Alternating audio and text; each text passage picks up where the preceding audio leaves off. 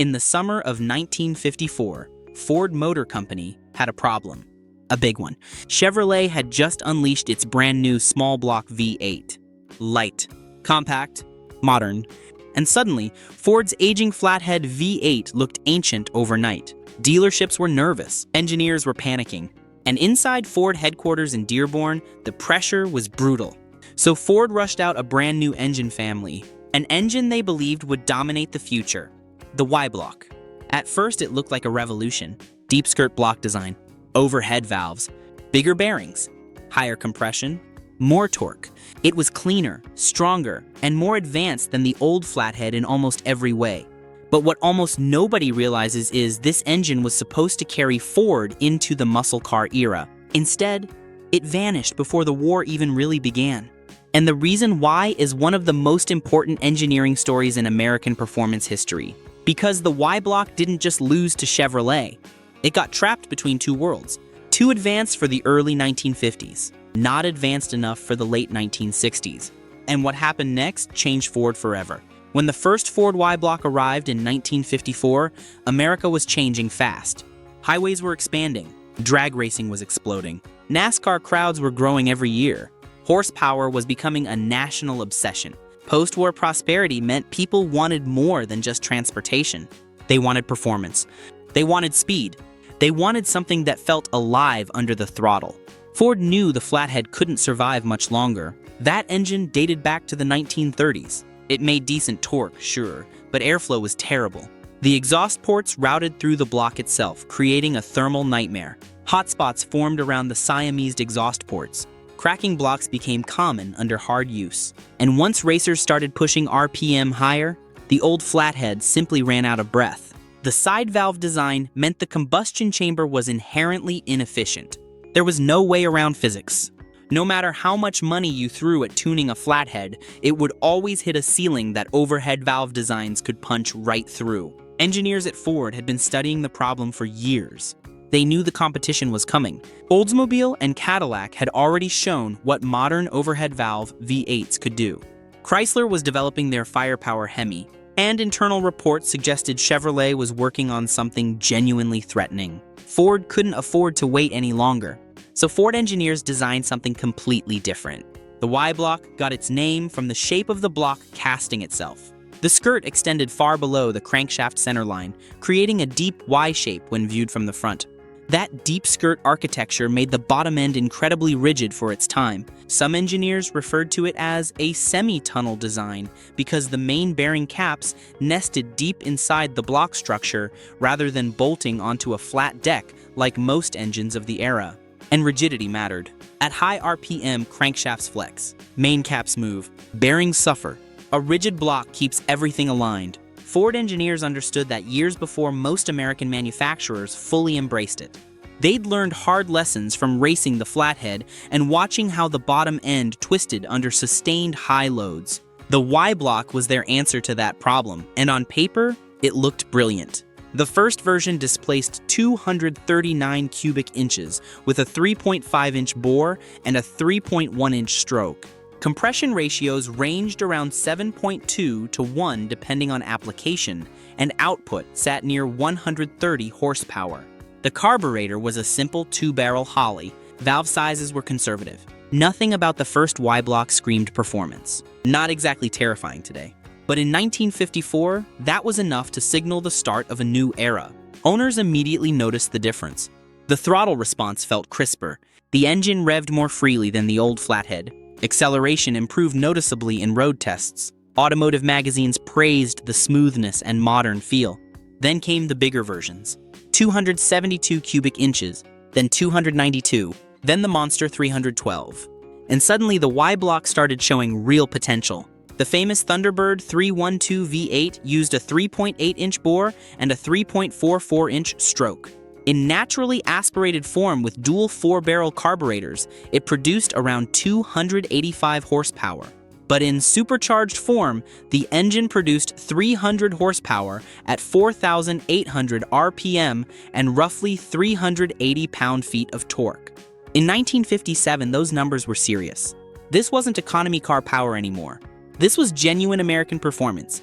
The supercharger was a Paxton centrifugal unit, belt-driven off the crankshaft, and it transformed the engine's personality completely. Throttle response became explosive. Torque arrived like a freight train, and Ford wanted the world to know it. At Daytona Beach in 1957, a supercharged 312-powered Thunderbird hit speeds exceeding 140 miles per hour during flying mile runs. NASCAR teams started experimenting heavily with the platform. Drag racers loved the engine's low-end torque. Ford marketing departments plastered images of racing Thunderbirds across magazine advertisements. They sponsored speed runs. They funded factory-backed NASCAR efforts. The message was clear: Ford was back in the performance game. But there was a problem. Actually, several. The first issue was oiling. Early Y-blocks developed a reputation for top-end oil starvation. Rocker shafts clogged with sludge. Lifters ticked constantly. Valve train wear became common. Some owners described cold starts sounding like a toolbox falling down stairs. Mechanics dreaded seeing Y-block-equipped cars roll into service bays because they knew what was coming. The telltale rattle. The customer complaint about noise. The hours of disassembly just to discover passages packed solid with carbon and sludge. And the reason was surprisingly simple.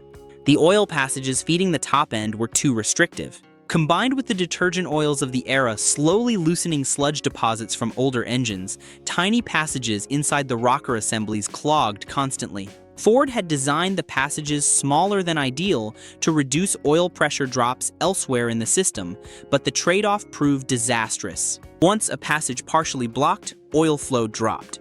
Temperatures rose. Sludge baked harder. The problem snowballed.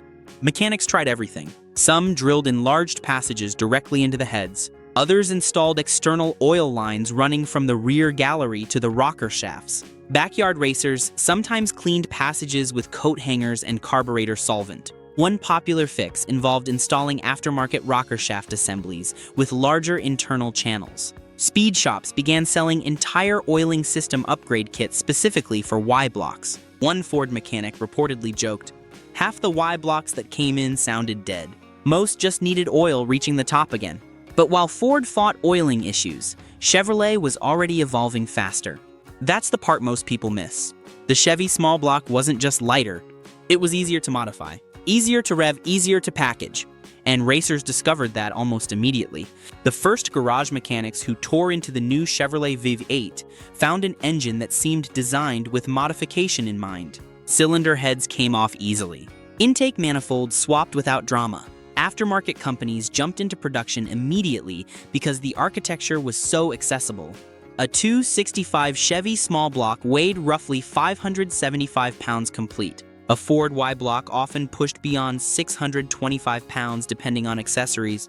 That extra mass hurt handling and front-end balance, especially in stock car racing where weight distribution determined how well a car rotated through corners. Ford racers often complained their cars pushed terribly in turns compared to lighter Chevrolet entries. Engineers tried moving batteries to the trunk and relocating components, but physics didn't care. The engine was simply heavier. And then came airflow. The Y-block's intake ports had sharp turns. The valve angles limited breathing at high RPM. The combustion chamber shape wasn't ideal for flame propagation. Even though the engine produced excellent torque below 5,000 revolutions per minute, it struggled once racers pushed beyond 6,000 revolutions per minute. Volumetric efficiency fell off a cliff. Power curves flattened. Competitors kept pulling. Chevrolet's small block kept climbing. Ford's Y-block started hitting a wall. And then the real nightmare started. By the late 1950s, NASCAR had become America's engineering battlefield. Manufacturers weren't just selling cars anymore. They were fighting for dominance in public. Every Sunday, fans watched races that directly influenced Monday's showroom traffic. Winning mattered, performance mattered, and reputation was everything. Ford desperately needed more power, so engineers pushed the Y-block harder than ever before. The result was the legendary 312 F-code engines and eventually the ultra-rare racing derivatives developed for stock car competition. These weren't your grandfather's grocery getter V8s. These were purpose-built weapons designed to win races and prove Ford belonged at the front of the pack. Compression ratios climbed above 9.7 to 1. Dual 4-barrel carburetors appeared. Camshafts became more aggressive. Horsepower ratings jumped toward 285 and beyond in race trim. Valve springs stiffened. Ignition timing advanced. Exhaust manifolds opened up. Some NASCAR Y-blocks reportedly exceeded 340 horsepower with open headers and race fuel. But reliability started collapsing. At sustained high RPM, oil temperatures skyrocketed. Main bearings showed excessive wear. Valve float became dangerous above 6,200 revolutions per minute. Racers discovered that long-distance events punished the Y-block harder than shorter drag races. Quarter-mile runs were fine. The engine pulled hard, crossed the finish line, and cooled down. But 500-mile NASCAR races were torture tests that exposed every weakness. At the 1957 Southern 500, multiple Ford teams reportedly struggled with overheating and valve train instability during extended runs. Drivers complained the engines pulled hard early in the race, then slowly lost power as temperatures climbed and valve lash changed from thermal expansion. Pit crews added oil by the quart during stops. Some teams didn't finish at all, and Ford engineers knew exactly why. The deep skirt design added strength, but it also trapped heat. Cooling passages around the Siamese cylinder walls weren't ideal for prolonged high-output racing. The heavy reciprocating assembly added stress at higher RPM. Rod bolts stretched, piston rings fluttered, and the intake design simply couldn't feed enough air compared to newer competition. Dyno testing showed the ports were choking the engine's potential, but retooling cylinder heads mid-production would cost millions. Meanwhile, Chrysler was developing the first generation of its wedge-head V8s. Big, powerful, durable. And Chevrolet? Chevrolet was just getting started. By 1962, Chevy's small blocks were revving harder, breathing better, and making enormous power for their size. Fuel injection systems appeared on Corvettes. Lightweight internals improved throttle response. Racers could pull 7,000 revolutions per minute reliably with proper preparation. The aftermarket exploded. Every speed shop carried Chevy parts. Every magazine featured Chevy builds. Ford looked at the Y-block and realized it had reached its limit. So what do when your flagship V8 can't keep up anymore? You replace it quietly. That replacement arrived in 1958 with the FE series engines. And honestly, that's when the Y-block's fate was sealed. The FE engines were bigger, wider, and dramatically more scalable. The early 332 and 352 cubic inch FE motors immediately offered better breathing potential. Engineers designed the ports with flow in mind from day one. Valve angles improved. Oiling systems used larger passages. Cooling was more effective. Soon came the 390, then the 406, then the legendary 427 side oiler that would dominate Le Mans and NASCAR. Everything the Y-block struggled with, the FE addressed.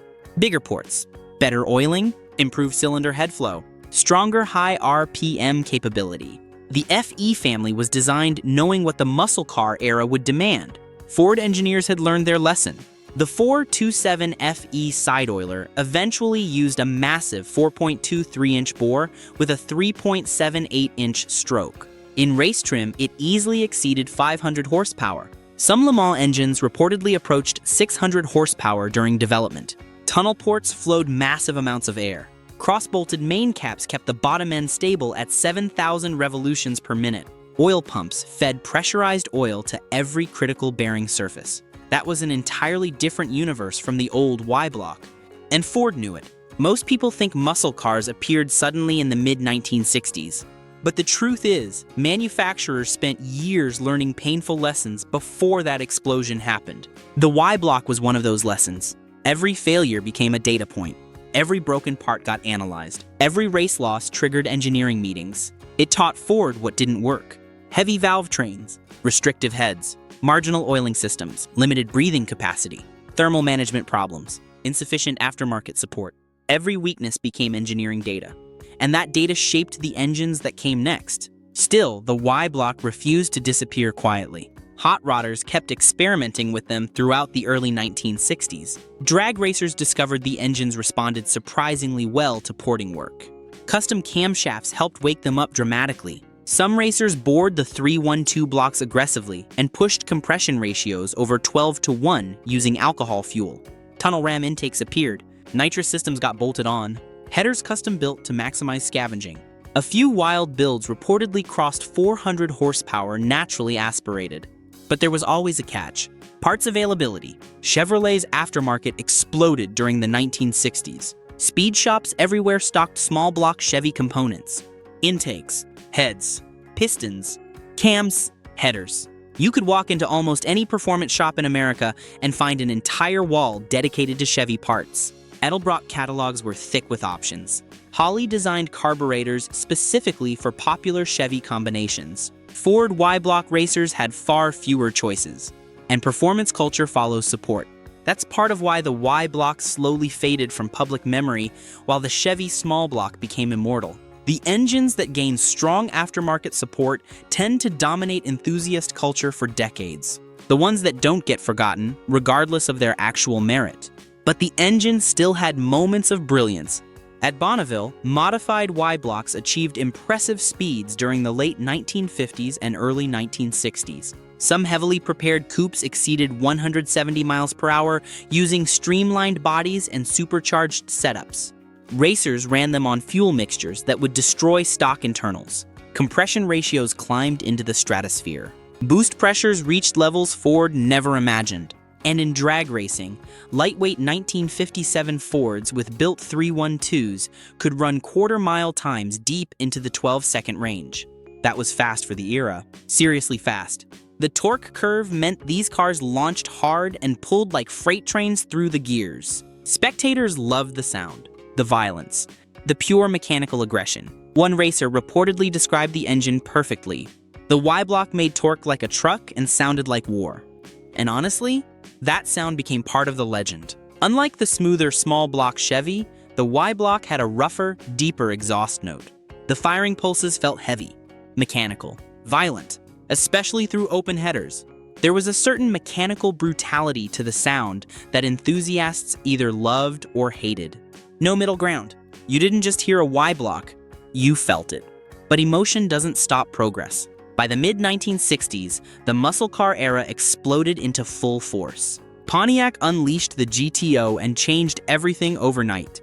Chevrolet had the 396 and 427. Chrysler introduced the Street Hemi and scared everyone. Ford answered with the FE big blocks and later the Windsor small block family. Horsepower numbers climbed every year. Performance became mainstream, and there simply wasn't room anymore for the old Y-block. Production in American passenger cars effectively ended by the early 1960s, though some truck and industrial applications lingered longer. Tooling shifted toward newer engine families. Performance development stopped, factory support vanished. The few remaining Y-blocks in inventory got installed in trucks and fleet vehicles where nobody cared about performance.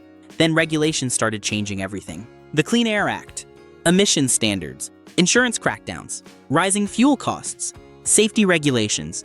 By the early 1970s, even the engines that replaced the Y-block were beginning to die off. The muscle car era ended almost as quickly as it began. Compression ratios dropped. Horsepower figures plummeted. The party was over. But here's the strange part. The Y-block's failure may have saved Ford. Because if Ford had stayed committed to that architecture too long, they might have entered the true muscle car era already behind Chevrolet and Chrysler. Instead, they pivoted early. They evolved. They recognized the problem and solved it while there was still time to dominate the 1960s. That decision eventually gave us the 427 side oiler, the Boss 302, the 428 Cobra Jet, the Windsor small block that powered Mustangs for decades, engines that became legends. And buried underneath all of them were lessons learned from the Y-block's mistakes. Today, surviving Y-block-powered Thunderbirds and Fairlanes have become cult classics. Restorers hunt for original 312 engines. Rare supercharged F-code cars sell for enormous money at auctions. And dedicated enthusiasts still defend the engine fiercely online and at car shows. Because they understand something most people don't. The Y-block wasn't a bad engine. It was an engine caught in transition. Too late to dominate the 1950s, too early to survive the 1960s. An experiment built during one of the fastest technological revolutions Detroit had ever seen. A bridge between the old flathead world and the modern overhead valve future. An honest attempt to compete that simply got caught in the crossfire of history. And for a brief moment, Ford believed it would lead the future. Instead, it became the stepping stone to something even bigger. That's what makes the Y-Block story so fascinating. It didn't fail because it lacked power. It didn't fail because Ford engineers were incompetent. It failed because American performance evolved faster than anyone expected. The same engineering choices that made it revolutionary in 1954 made it outdated less than 10 years later. Technology accelerated, competition intensified, and the Y-Block simply couldn't adapt fast enough. But without the Y-Block, Ford's greatest muscle car engines might never have existed at all. Every failure taught a lesson. Every weakness informed the next design. The FE series benefited directly from Y-Block mistakes. The Windsor small block learned from both. If you enjoyed this story, let me know in the comments what forgotten engine or racing rivalry you want to see next.